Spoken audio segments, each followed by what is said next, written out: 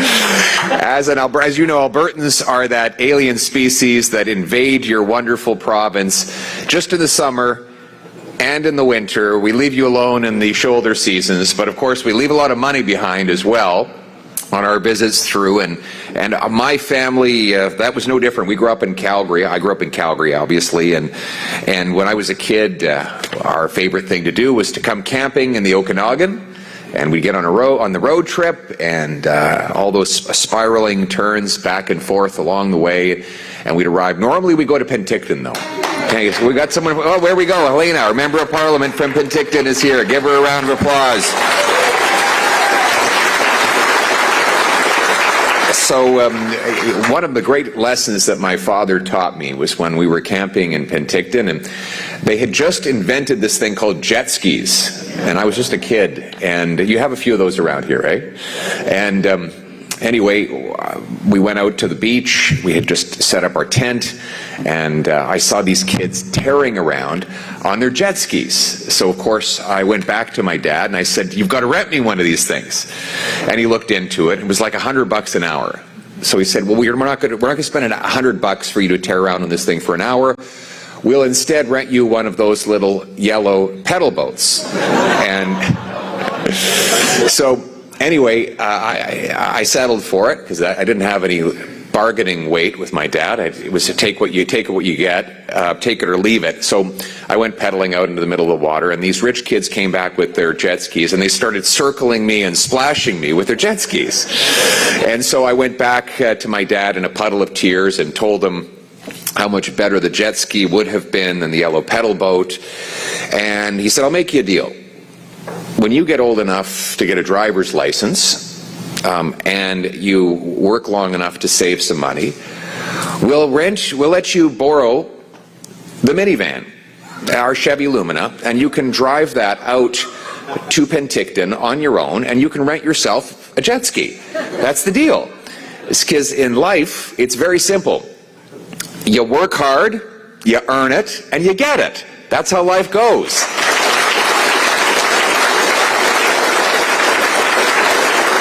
And those were the values my folks raised me with, and whether it was camping in Penticton or using my mother's coupon books to go get a beef on the bun, that she could make $1 go further than anyone. I was thinking about making her my finance minister, actually. But the lessons they taught me as a kid growing up in Western Canada is that anybody who works hard gets a great life. That if you put in a hard day's work, you follow the law, you get a good education, you can get yourself a nice home, great food, meat and potatoes on the dinner table, maybe even a cottage, so you can go and recreate and enjoy yourself, and that there are rewards for working hard in this country. And that's the country that gave me everything I have, starting from very modest beginnings. It's the country that gave our other members of Parliament and candidates. We've got the great Dan Albus, a member of Parliament for Kelowna, part of Kelowna.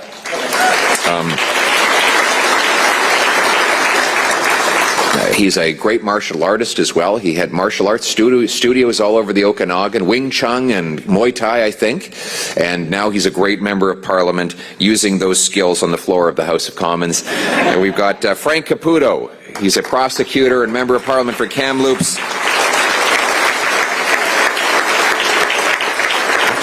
Helena Conance from Penticton, Osoyoos, Oliver in the South Okanagan, West Kamloops, West Kootenays, I should say. Mel Arnold from the northern part of the Okanagan is over here as well, our fisheries man. We've got the great Tracy Gray, former member of Parliament. Yes, what a great champion.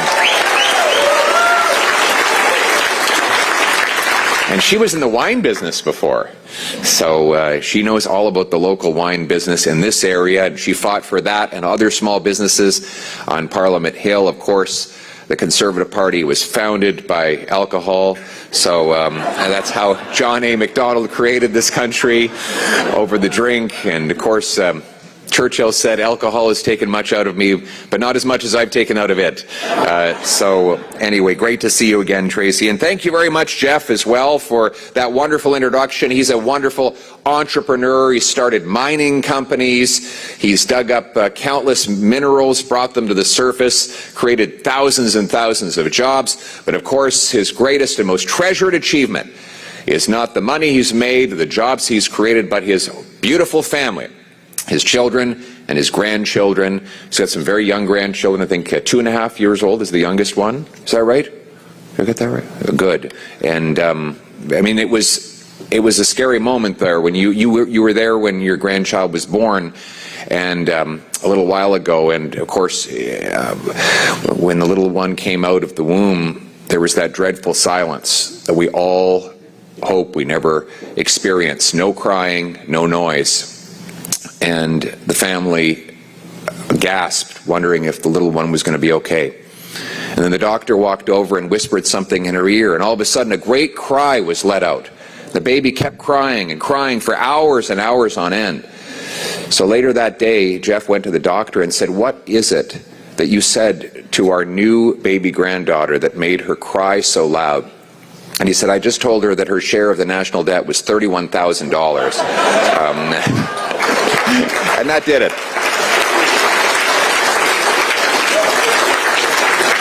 Well, we want every child that comes into the world in this beautiful country of ours, or every newcomer who arrives on our shores, to have the same beautiful promise that I enjoyed as a kid growing up in this country. But unfortunately, after 10 long Liberal years, that promise, that deal, like everything else, is broken. Housing costs have literally doubled under Liberal policies, depriving an entire generation of the chance of owning homes, with British Columbia having some of the most expensive real estate anywhere in the world. Vancouver now is the most expensive housing market in North America, worse than New York City, Los Angeles, Chicago, and countless other places with more money, more people, and a lot less land to build on.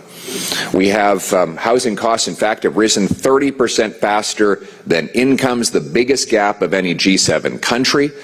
Now, roughly 80% of our young people who don't yet have homes believe they never will.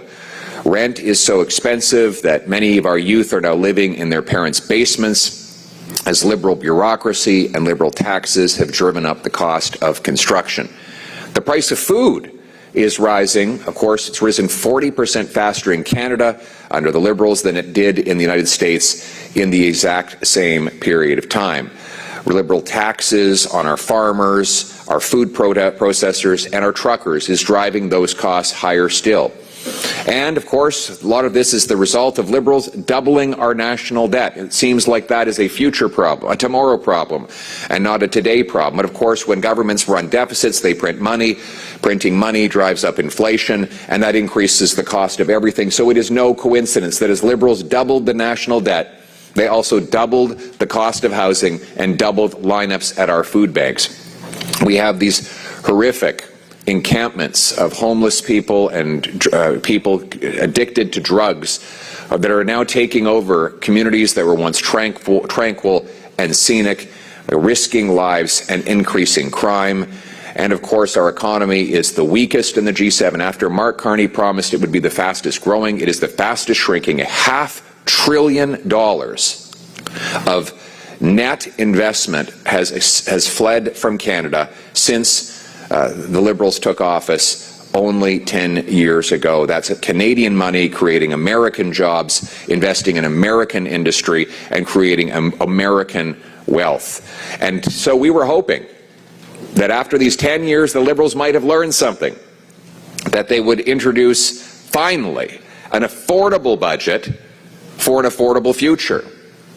But instead, we saw from Mark Carney is a costly credit card budget that doubles the deficit that Justin Trudeau left behind, increases the industrial carbon taxes on our farmers, our fish harvesters, and others who produce our food and build our homes. A costly credit card budget that will add $78 billion to our debt in just 1 year, or $1/3 trillion over the next 5 years. All of this costly spending is unnecessary, and most of it is operational. It doesn't even build up the capital of the government. In fact, according to one Liberal MP who was decrying the budget just the other day, there's net $90 billion of new spending in this budget. Only 36% of it is capital. The rest is just being gobbled up in one-time spending that is out the door and gone forever. $90 billion is the new net spending above and beyond the promised but still yet to be realized savings that are supposed to offset some of it. This credit card budget is the most expensive in Canadian history. And I call it a credit card budget because Mark Carney and the Liberals are putting the future of our country on the national credit card. And what do credit cards come with? Interest payments. In fact, this year, the Liberals will have us spend $56 billion on interest. To be clear, that is more than the Government of Canada spends on health care transfers and more than it collects in GST.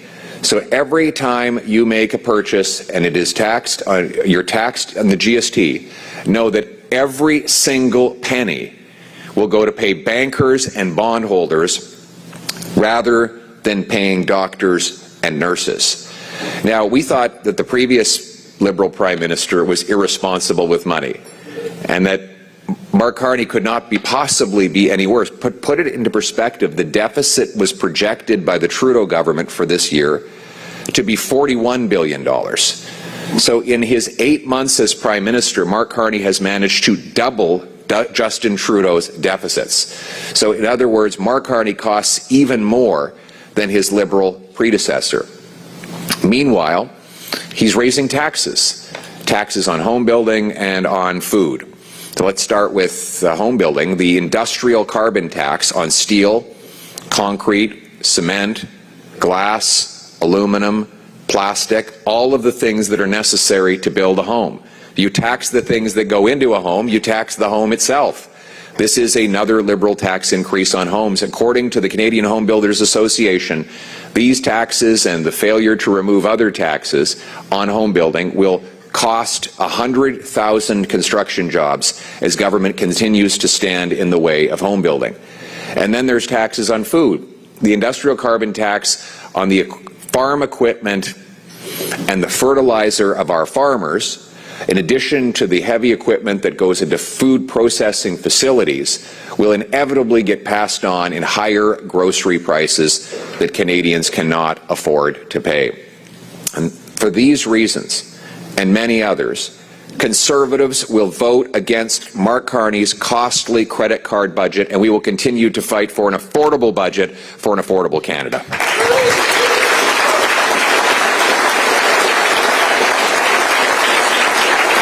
Now, the irony is that we should be the most affordable country anywhere on earth. In fact, Canada should be a dirt cheap place to eat, to house yourself, and to live your life. Why? Why should it be dirt cheap? Because we have the most dirt. We're the second biggest country anywhere in the world. We have the most dirt on which to build homes. We have the second biggest landmass, and much of it is close to places that are urban centers where we should and could be building. We have the most dirt in which to dig up our resources. We have the most dirt on which to grow food. In other words, it should be cheap in Canada to buy a home, to feed your family, and to power your life with affordable energy. And this speech today, I'm not just going to talk about the costly credit card budget, but also about how we can unlock the potential of our country to be the most affordable place anywhere on earth. Because that is really the singular focus right now. Canadians cannot afford to live. Everywhere I go, people tell me they just can't afford life anymore. I was just over to Starbucks this morning to caffeinate myself, and I met a young guy named Axel. He's an immigrant from Libya. He's an engineer, and he said he's planning to go home. He's been here for 15 years, and he says he can't afford to live here, and his quality of life would be better in Libya. Would you have imagined that someone would say that in Canada? But these are the kinds of stories we hear again and again of people who believe that they've been priced out of their own country by their own government. And, you know, there's a contradiction in the way that Liberals approach everything. Let's start with housing. So, why is it that we have the most expensive housing in the G7? Well, we have the fewest homes per capita, even though we have by far the most land to build on. So we have 10 times as much land to build on as the second closest G7 country, and yet we have the fewest homes. And why is that? Well, because the taxes and bureaucracy block home building. You know, about 50% of the cost of a new home today in Canada is taxes. In Vancouver, it's actually 60%. 60% of the cost of a new home that gets installed in Vancouver is just taxes. The C.D. Howe did a study on the cost of a home in Vancouver, and they did the gap between the cost of building it and the cost of buying it, and it's $1.3 million.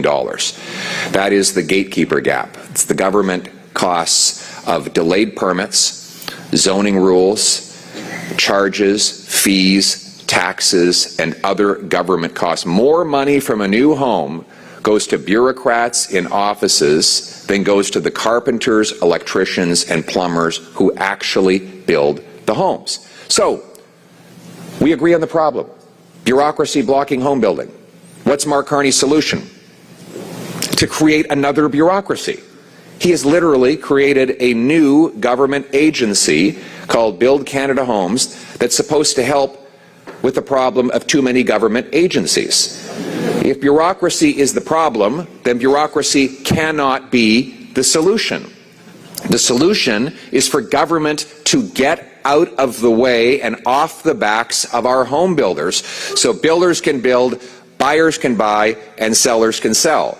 That is how we're going to unlock affordable homes. So this budget did nothing to address that. Our approach as Conservatives will be to get rid of the industrial carbon tax on housing supplies, to get rid of the GST on all new homes, whether they're bought by a first, second, or third-time home buyer. Everyone should be able to buy a home that if it's less than $1.3 million, it should be 100% tax-free. We should incentivize our provinces and municipalities to cut their taxes as well and to speed up their permits. We should go from having the second slowest building permits to the fastest building permits anywhere in the OECD. If we remove the government costs from home building, we could lower the cost of a new home by well over $200,000, which would incentivize more builders to add new supply, increasing employment for our trades workers, and making the dream of home ownership once again possible for every single young person in Canada. That's our mission.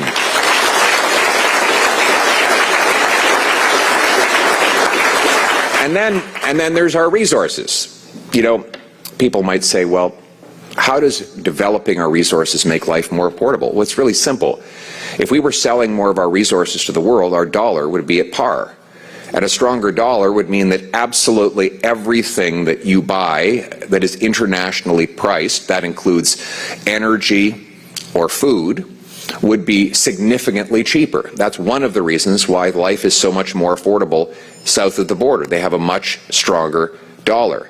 But unfortunately, we have seen our energy and resource sector under attack by government bureaucracy and high taxes. The 9 bad Liberal laws that make it uncompetitive for us to develop our resources. You know, we should be the richest and most affordable country in the world. We have the 3rd biggest supply of oil. We're the 5th in natural gas. We are 1st for uranium, for potash, for fresh water. We have the longest oceanic coastline, the shortest shipping distance to both Asia and Europe from the Americas. These massive natural advantages should be harnessed to enrich our people and empower them with stronger take-home pay and more affordable energy and other goods.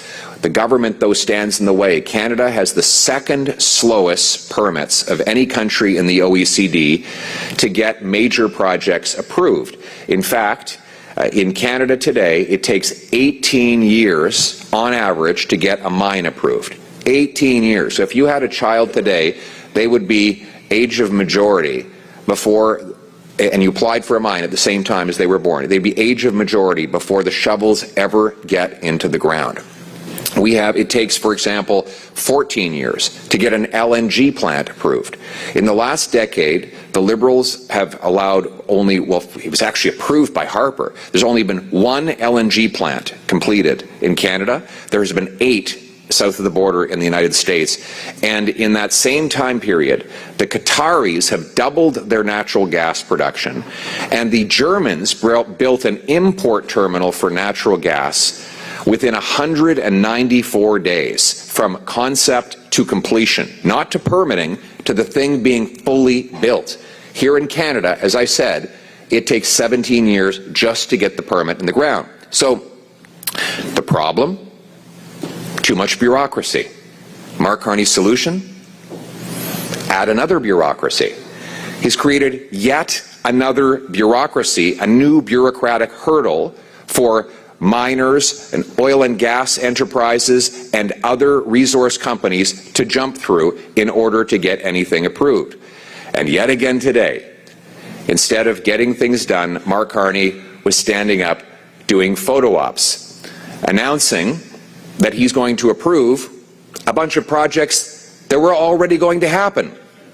One of them, the Sisson mine in the East Coast, this mine, there was a Liberal minister, Dominic LeBlanc, who said that his government was going to make sure this project got underway within a year, and that was back in 2017.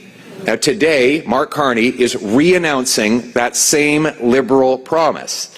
You know, most of these projects were on the verge of happening anyway, as they have already gone through years and years of Liberal bureaucracy. Now, Mark Carney is really, when it comes to getting projects approved, he's kind of like the rooster who thinks that he made the sun go up just because he crowed when the sun went up, right? He's not actually getting anything done. He's just showing up to take credit for things that were going to happen anyway. What we actually need the government to do is something very simple. Get out of the way. Get out of the way, remove the 9 Liberal laws that impose high taxes and bureaucratic delays. Get out of the way, repeal C-69, the No New Pipelines law, C-48, the ban on offshore oil shipping, the industrial carbon tax, the energy cap. Remove all of these obstacles so that our builders can build, our investors can invest, our workers can work, and Canada can take back control of its resource future. That's what the government needs to do.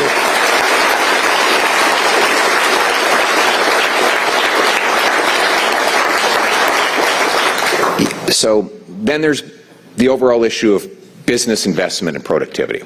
Now, the government claims they've done the same rhetorical trick for the last 10 years. They call spending investment. So they do this trick in order to justify piling on all of this debt. So the Liberals began this promise a decade ago, and what has been the investment result? Well, since they took office, investment in Canada per worker has dropped by 11%, the worst in the G7, the worst in Canadian history. So deficits have not translated into investment. It's kind of like you used to have those alchemists. You remember them? They said that they could turn lead into gold. Well, the modern alchemists, Liberals, tell you that they can turn deficits into investment. And it hasn't happened. As by Mr. Carney's own admission, in his budget documents, $500 billion of net investment has left Canada since the Liberals took office, promising that their borrowing would produce that investment. We have the lowest per capita and per worker investment of any G7 country, and in fact, if you look at the investment per worker, take the total investment, divide it by the number of workers, the average worker in Canada gets about $15,000 of investment every year. In the States, it's $28,000. In the OECD, it's $23,000. So our workers get half of the investment of their American competitor and a third less of the average OECD country. This means that they don't get the tools and technology. Oh, I think that's the Liberals calling me right now. They're asking me to stop talking about their economic record. Who is it? Oh, you put it on silence? Okay, I could have taken the call. Next time. But But you know, it's actually, you know, the result is that we produce less. Every year, productivity, it's one of these fancy schmancy words, but it's a very simple concept. You take the GDP of the country, divide it by the total number of hours we work, and it works out to 75 American dollars. For every hour a Canadian works, it generates about 75 American dollars. But in the States, it's $97. So the American worker is generating about a third more, not because he's a better worker. Our workers are the best, but because he has far more tools and technology through far more investment. We need to unlock more investment in our country, but government is not going to do it. Right now, they tax and punish investment, and they create government bureaucracies to subsidize investment. It's like Ronald Reagan said, if a liberal sees something that moves, they tax it. If it keeps moving, they regulate it. And when it stops moving, they subsidize it. So why not just get out of the way and let it happen? Right? So our approach as conservatives, you want to unlock investment. Here's a secret on how to do it. Get rid of the capital gains tax for anyone who reinvests proceeds here in Canada. That would unlock a boom.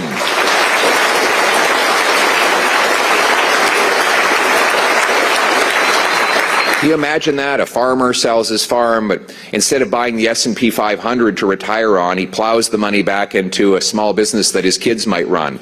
Or the $500 billion we've lost, imagine if we said to all those investors, bring that money home, invest it in Canada, there will be no tax.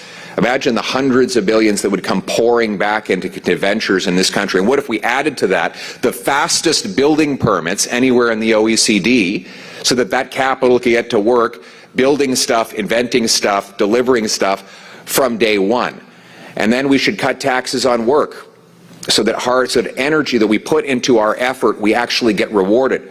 And then we got to get rid of the industrial carbon tax to lower costs of energy, because energy is the lifeblood of an economy, and low-cost energy is the solution to defeating all poverty. And then what if we got rid of all taxes on home building? Could you imagine all the tariff-proof jobs that we would have in this country, how much more self-reliant and strong we could be as a nation? And what if finally, in addition to making this the best and most open place to do business, a big, open, free enterprise economy, what if we also made our streets safe again by repealing the catch and release liberal laws and locking up the criminals?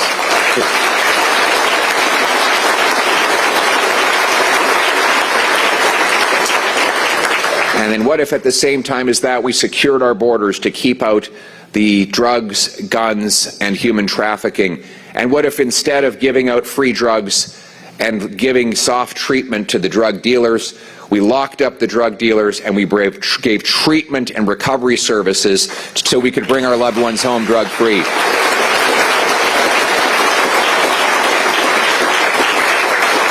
Then we would have the safest and most affordable country anywhere on earth.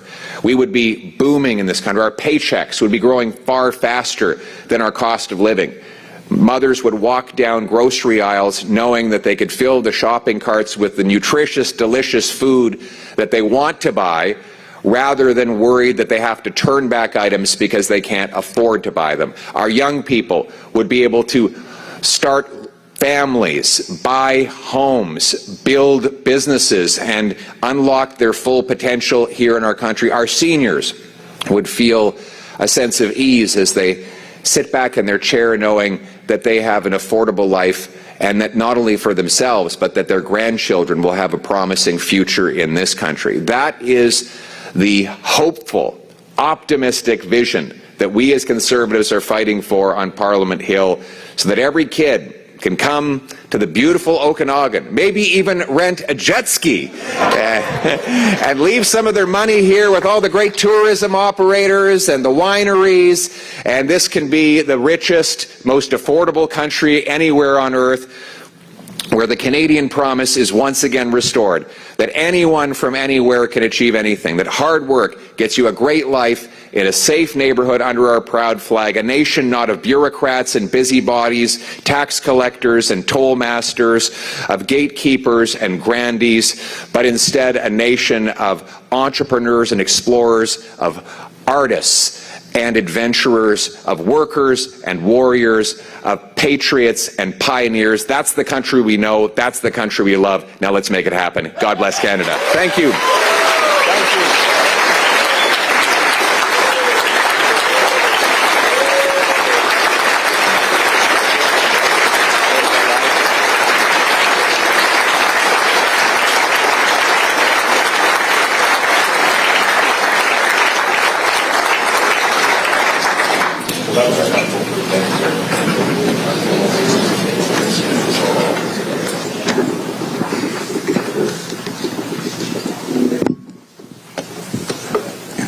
Am I good? Well, that was quite impactful, I think we'd all agree. So my job is to ask a couple questions here. I was provided with a list of questions, and actually Pierre's just done an eloquent job answering them before I needed to ask them. So that was the easy part, and that was the gentle part of the Q&A. But, you know, again, I think we can all agree that was impressive delivery on what the issues are facing us and what the difference is between Conservatives and Liberals. The part that's missing is how do we make it happen? So one of the big things, I think, Pierre, is that, you know, this time last year, I think we were ahead by about 20 points in the polls, and we seem to have squandered that lead to the finish line. I think Mark Carney almost took a lot of your speech and turned it into some of his, and more or less took a poser position that he would reduce carbon taxes, not quite, and push on resource development, not quite, and push for nation-building projects. So I was wondering if you can sort of take the lead from there, that he's taken that, and what your transition from your past pitch is to what it is going forward today. So to win the next election, we have to be the party of affordability. We have to be the party that promises that people will have affordable homes, affordable food, they can afford to start families and build a future here in this country. And that people can afford to have hope again. That's what's missing. We need to be the party that allows people to have hope that if they work hard, they can have a great life in this country. As for Mr. Carney, he hasn't honored any of these promises. This is why you have to vote for the real thing. You know, it's one thing for Liberals to plagiarize the Conservative platform 60 days before the election, but as we can see, 60 days after the election, they forget about all those promises. I mean, let's look at the promises. Let's go through them one by one. He said that we'd have the fastest growing economy in the G7. We have the fastest shrinking economy in the G7. He said he'd double home building. Home building is falling by 13%. He said that he would be judged by the prices at the grocery stores. Well, since he took office, grocery price inflation has been 40% higher in Canada than in the U.S., and we have 7% more people lined up at food banks. He said he'd negotiate a deal, negotiate a win with President Trump. And here we are, 8 months later, still no win, still no deal, still no elbows, still no jobs. And then finally, he said that he would spend less, and we see in the budget he's spending 100% more to our deficit. So Mark Carney is the most costly Prime Minister in Canadian history. His broken promises are costing Canadians. We, by contrast, are telling the same story. You'll notice that the policies that I advocated from that mic, they have not changed. I have not uttered one change in direction, because we know what this country needs. We need low taxes, balanced budgets, free enterprise, fast permits, and that is how we're going to unlock the promise of this country. Thank you. So, yeah, great answer. If I could just dig in a little bit different, because again, you're right. You haven't wavered in your comments from the beginning, this time last year and previous to now. What is it going to take to win? It seems like we were caught a little bit flat-footed in the run-up to the election, particularly in some 93 ridings that by the time the writ was dropped, we didn't have members lined up for. Do you think that more local riding input could yield better selected and prepared local candidates? And is it a higher priority today going forward? I think that's part of it. We obviously have to, I think we're going to nominate candidates earlier this time. I'll add to that, though, we got 2.5 million more votes in the last election than the prior one. We added 25 additional seats. We had the highest share of votes since 1988 and the biggest number of votes our party has ever received, campaigning on making the country more affordable and bringing change. So we have to make small gains on top of that already big gain, and then I think Canadians will elect an affordable government that will deliver an affordable life to the Canadian people. Great answer. You're a great politician. Understanding that you as the leader are ultimately accountable for the election result, the CPC National Council is responsible for the terrible result, the changes to the CPC National Council. Can we expect, or what changes can we expect to see under your direction? Well, the council is elected by the members, so they will be the ones that you will show up at the convention, you can elect a council. But our focus, we're going to be focusing relentlessly on affordability. That is our biggest priority, the cost of living. People cannot afford to live right now. After 10 years of inflationary spending, big, costly, expensive government, Canadian people are becoming increasingly clear on the point that we are the only party that will ever give them a chance to have a life that they can afford. And our strategy is very simple. We're going to focus on prosecuting the costly credit card agenda of the Liberals and providing a hopeful opportunity that people will be able to afford their lives under a future Conservative government. Good. So younger and youth voters, you mentioned my granddaughter. That was prophetic that you knew I had a granddaughter.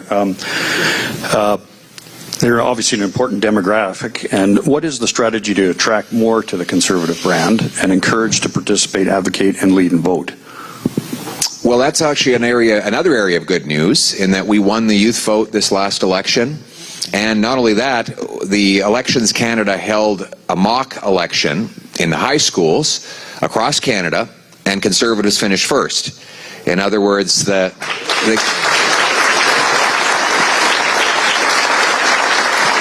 I don't know if that's ever happened before. And, you know, I think Churchill said, if you're not a conservative, if you're not a liberal at 20, you have no heart. If you're not a conservative at 50, you have no brain. I've never believed that to be true, but I was thrilled to see that the next tranche of eligible voters, many of whom will have gone from being too young to vote to old enough by the time the next election happens, could put Conservatives by a long shot as their preference. And I think it's very clear. The young people today are the hardest working and have sacrificed the most of any generation since the Second World War. I regularly meet youth who are, while they go to school, are holding down 2 or 3 jobs just to keep their head above water. They're not saving anything up for a mortgage. The idea of backpacking around Europe, which was a kind of luxury that prior generations could take for granted, that's not even on their radar because they can't afford anything. And we are the only party that is providing our young people with the hope that they can afford a home, have a great job, start a family, have kids. So our message for the youth, and I believe the reason why we will have a youth-led victory in the next election, is homes, jobs, and hope. Homes, jobs, and hope. And that's what's going to bring it home for us.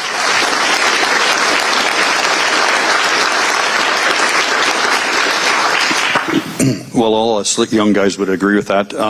Hey, you're youth, aren't you? Yes, Great. I am. So that moves on to the octogenarians. Youth used to be 30, but with inflation, it's 40. Yeah. So, yeah. I just made it.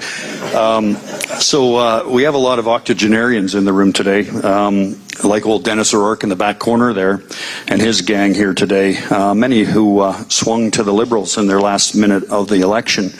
What is your message to them to gain their support?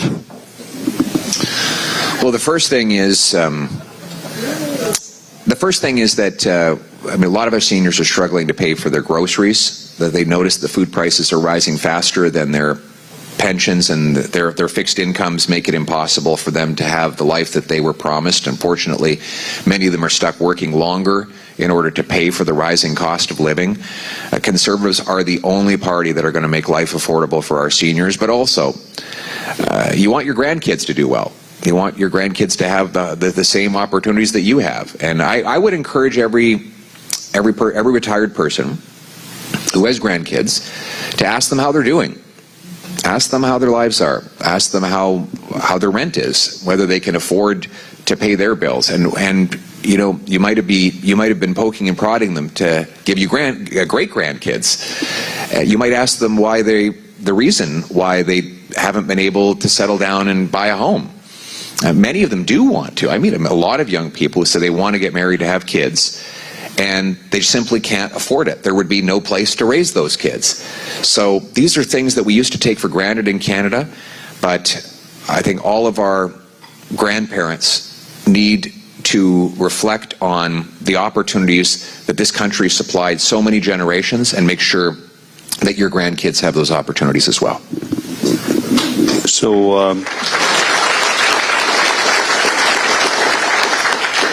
great answer. And so you're saying that there's a role that they have to get involved in shaping the youth and helping communicate the plan. Well, in a lot of ways, what we need to do is the youth already have the message. They know what they want. They want to get out there and work hard and earn a great life. And I think the message is that they want to get the same promise from the country that retired Canadians had when they were young. Okay, great answer. Unfortunately, it was a little long. Dennis fell asleep in the back there, so we'll have to sharpen that up, I guess. We have a video we can show it to. Play back later. All right. Again, maybe some more time on the pickleball court for you, and you can get that out there to him as well. Are you going to give me pickleball lessons now? Not me. No, but the old folks will. Message, again, just a lot of focus on sort of the next phase for you and the party to get us over the line. Obviously, the budget is an issue. Talked to Conrad Black. He wrote a nice article in the newspaper on the weekend about Carney squandering his opportunity post-election with this lame budget. You talked a lot about that. Specifically in voting against the budget, is there any actionable item that you can take out of that that's going to resonate and pick on that lapse of Mr. Carney? When you say actionable item, you mean what in particular? Well, what's the other than say voting against it? What actions can you take besides coming up and talking about presenting these problems? What we as a party can we take from that and push forward to get the message out? Well, that's why I'm here today. To get the message out about it. I think we have to remind Canadians that Mr. Carney is spending your tomorrow on his today. These deficits will come with a very serious price. The Fitch, which is a ratings agency, has said that our debt is far higher than comparable countries that have AAA ratings. And so he is threatening our financial stability with monster deficits. He's threatening your cost of living. But the second part of that is we have to show as an alternative. And our alternative is clear. We're going to cut government waste, bureaucracy, consultants, foreign aid, handouts to phony refugees, corporate welfare, and other wasted money so that we can bring down the debt, taxes, and inflation, and Canadians can once again afford to live.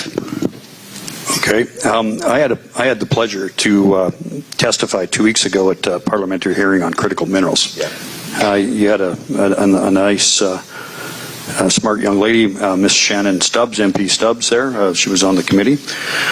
She did a great job, by the way. And my major point when I was there testifying on behalf of the mining business was there, obviously, and you covered this off, that there was a need for the elimination of Bill C-69, C-48, et cetera, and keep the feds separate from the provincial jurisdictions. Can you elaborate on that position as far as the federal and provincial interrelation and, quite frankly, interference in that in terms of permitting process? You mentioned about the timeline, but what can we advocate to separate the federal influence over the provincial jurisdiction of minerals? Well, I'm going to say it again. The federal government needs to do one thing to unlock our resources, and that is get out of the way. Get out of the way. We don't need a politician in a cape to fly around like a pretend superhero. We need liberal laws to be repealed, liberal taxes to be cut, so that our miners can dig mines, our pipeliners can build pipelines, our energy workers can do their jobs. We have the resources, we have trillions of dollars of private money that desires to build these projects. The only thing stopping it is the Liberal government's massive bureaucratic apparatus of high taxes and barriers. So if the federal government gets out of the way, we can get these things done. I like your idea of separating into who does what.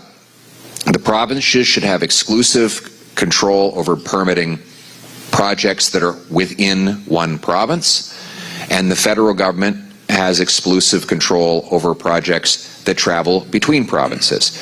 And this latter point is very good, because, you know, some people say, well, David Eby is going to oppose a pipeline from Alberta to the Pacific. And my answer to that is, who cares?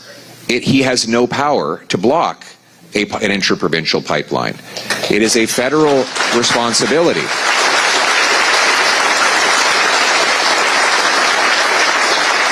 So Mark Carney will try to use David Eby as an excuse for not allowing a pipeline to go ahead. That is not an excuse. The Constitution is very clear on this point. The federal government has the power to go ahead even if the provincial government does not agree. And I'm going to be very clear. Mark Carney still hasn't stated his position on a pipeline to the Pacific. He still doesn't know what he thinks on the subject 8 months after taking the job. As Prime Minister, I would use my federal legal authority to rapidly permit a pipeline from Hardisty, Alberta to Prince Rupert or Kitimat so that we can move 1 million barrels of Western Canadian oil to 2.5 billion energy-hungry customers in Asia.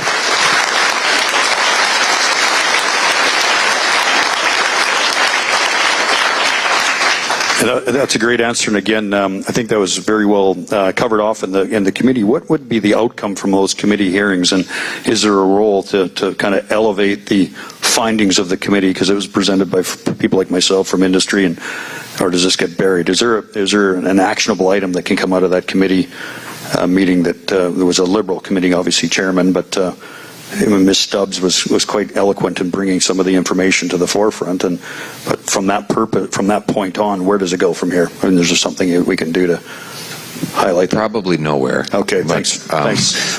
I'll put in my expense account for the trip. The definition of a committee in Ottawa is a group of people who by themselves can do nothing, but together they agree nothing can be done.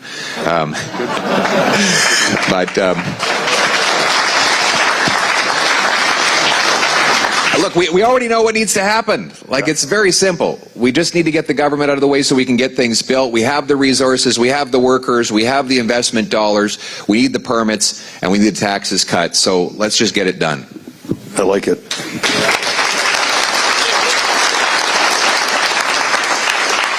I just have one quick one, and this one came from a friend of yours, but crime and safety is one of the biggest financial and social impacts on communities. We heard about it earlier from you, again, across Canada. There seems to be a disconnect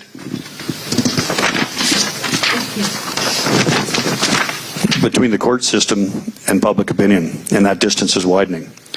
What would you do to narrow the gap to regain public confidence in our justice system? Lock up the tiny group of criminals who do all of the crime. Kelowna's mayor revealed just the other day that 15 offenders had to be arrested 1,300 times in 1 year. In Vancouver, they had the same 40 offenders who were arrested 6,000 times in a year. So on average, you have one offender who's arrested literally 100 to 150 times a year, and those are just the times they got caught. That means there are probably hundreds of others. There's a guy in Penticton whose name is Levi. Is anyone from Penticton here today? Do you know Levi? We know. He's more famous than I am, but this guy, apparently he does so much crime that when he's out of jail, the crime rate for all of Penticton goes up. I mean, like one guy does enough crime to move the crime rate. The good news is we don't have a lot of criminals in Canada. The bad news is they're very, very prolific. They do a phenomenal amount of crime. So imagine if you just locked those guys up and you left them behind bars. That's why I propose a 3 strikes you're out law. 3 serious convictions and you're no longer ever again eligible for bail, parole, probation, or house arrest. It's jail, not bail.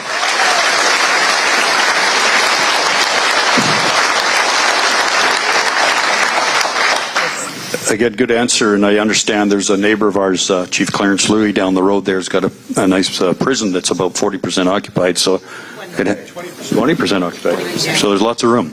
There's room at the Hotel California.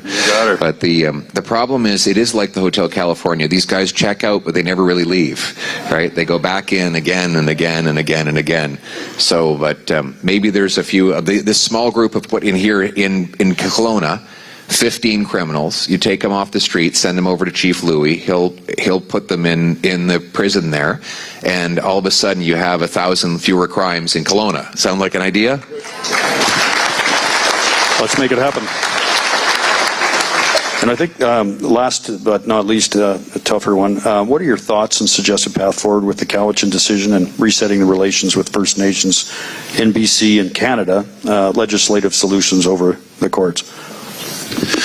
Well, the federal government has to make a clear and decisive argument in the courts in favor of fee-simple property rights. If we do not have fee-simple property rights, our entire economy is going to collapse. So this ruling cannot stand. Period.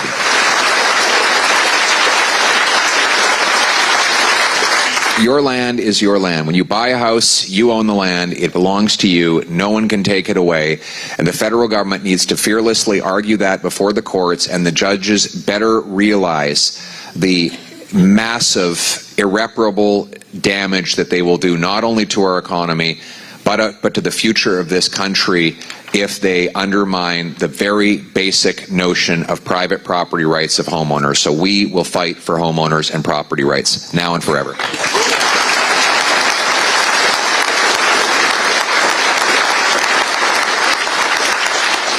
Well, that's my list of questions. I don't know if where's the young fellows? Any more questions? Might as well take one from the floor. There's right up here, and then there's a young lady at the back as well who was pretty quick. Please, can you announce that this hotel is on Canadian soil? It is on Canadian soil. That's it? There's a nice young lady. This young lady was very quick to have her hand up. We should give her a chance. Do you want to shout it out? Are you okay shouting it out? Okay, good afternoon, everyone. Welcome to Kelowna, Mr. Suchet. Thank you. My question is about your support economic stability in regards to temporary foreign worker. It is necessarily just to end it or to reform it, because we support migrant workers, temporary workers, farming, construction workers, healthcare providers, fast food. In the long term, what is your strategy to see the flow of the changes? Because it's going to take some time to make these changes and give this opportunity of transitioning, because as we have employers who hire temporary foreign workers heavily for the Okinaga and for farming and also in other sectors. Thank you. Thank you very much, and great question. So, first of all, I think that the individual workers, we should honor them. They are very good people. I've met a lot of the temporary foreign workers. They themselves are wonderful, and they're hardworking, and they want the same thing as everyone else. The problem we have in Canada is that we have the worst youth employment numbers in 30 years. We have hundreds of thousands of unemployed young people who can't get starter jobs that would launch them into future careers. And at the same time, employers are using temporary foreign workers that drive down wages and drive out jobs for the youth who need them. So the conservative answer to that problem is that we're going to carve out the agriculture program. so that farmers can continue to have their existing access to temporary foreign workers that will serve their farms and bring food through our entire system. The caregiver program will remain, but we intend to get rid of the temporary foreign worker program other than that. And the reason is that we need Canadian jobs to go to Canadian workers, and in particular Canadian youth.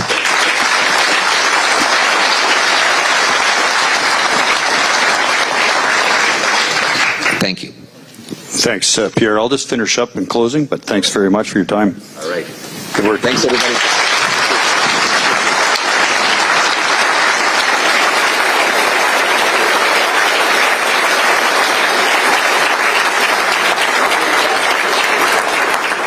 Yeah, what a great job. Good show. So it's safe to say, quoting a well-regarded American president of the past, the dogmas of the quiet past are inadequate for the stormy present. The occasion is piled high with difficulty, and we must rise to the occasion. That's us. Canadians don't want